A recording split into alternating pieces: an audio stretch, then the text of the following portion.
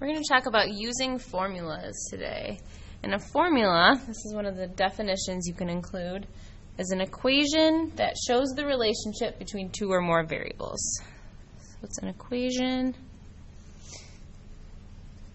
that shows the relationship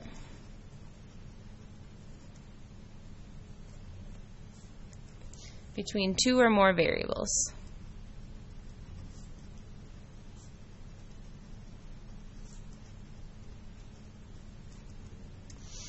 Okay, so there's going to be at least two variables in all of our formulas we're working with today. Let's go ahead and look at example 1. It says, a science class conducted an experiment and came to the conclusion that if you count the number of times a cricket chirps in 1 minute, divide that number by 4, and then add 37, you will have the temperature in degrees Fahrenheit. So apparently there's a relationship between the number of times cricket chirps and the temperature outside. And we want a formula to represent this situation. Well, I know there's going to be, I need to know the number of times the cricket chirps. That's important. So maybe we'll call that N. N is going to be the number of chirps.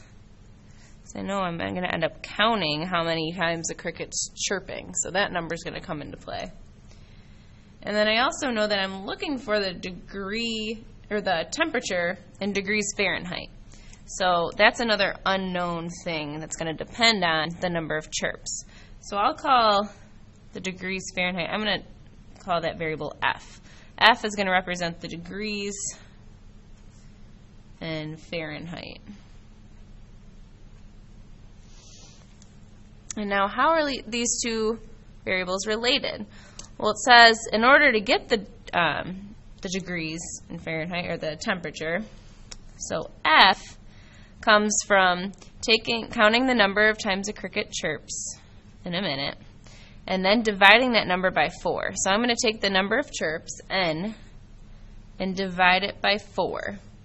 And then I have to add 37 to that. So I divide it by 4, and then I add 37. And that gives me my temperature in degrees Fahrenheit. So that's going to be my formula. That shows how the two variables are related. And now part B relates to this formula. So it says, if the class counted 56 cricket chirps in 1 minute, what's the temperature in degrees Fahrenheit? So if I count 56 chirps, well, that's N, right? N is the number of chirps. So let's write out our formula here one more time. F equals N divided by 4. That's 37. I don't know the temperature. That's what I'm trying to figure out. So F is going to equal, it told me my number of chirps was 56.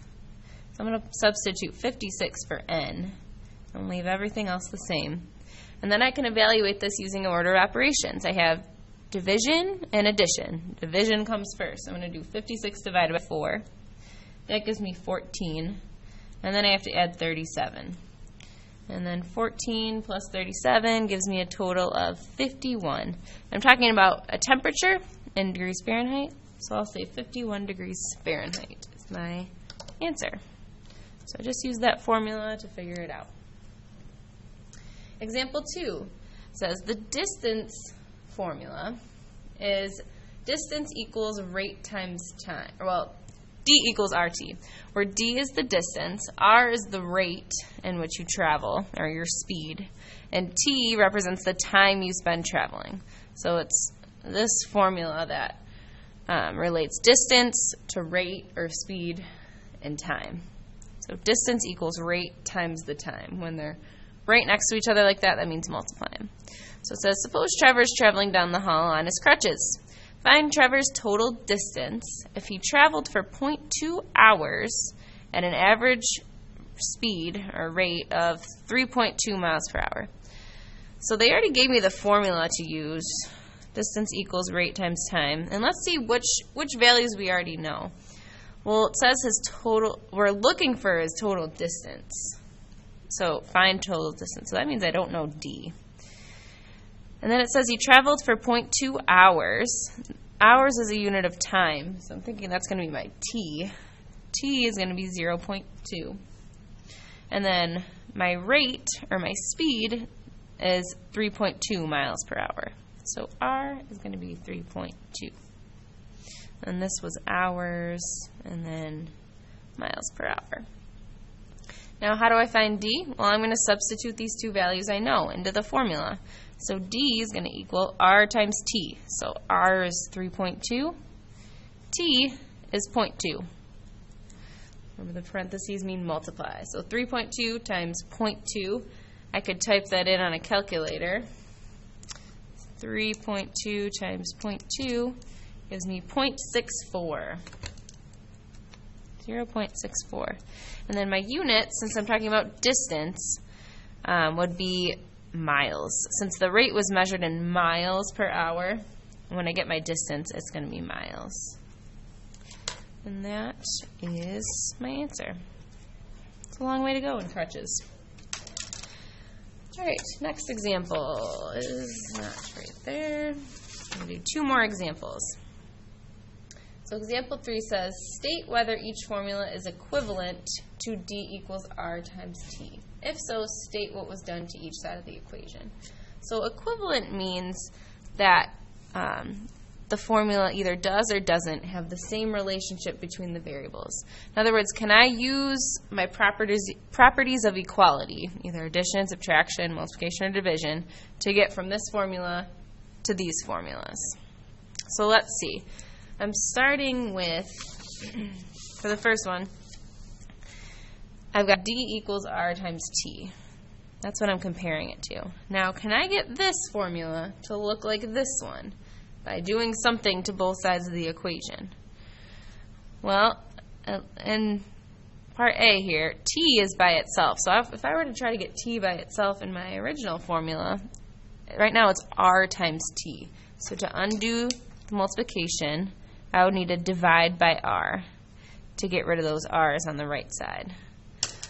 That leaves me with D divided by R equals T, which, look at that, it's the same as what we were looking for, D over R equals T. So yes, these are equivalent because I just used my division property of equality to get one to look like the other. So our answer, it says state whether it's equivalent, yes. And what did we do to both sides? We'll say we divided both sides by R, right here.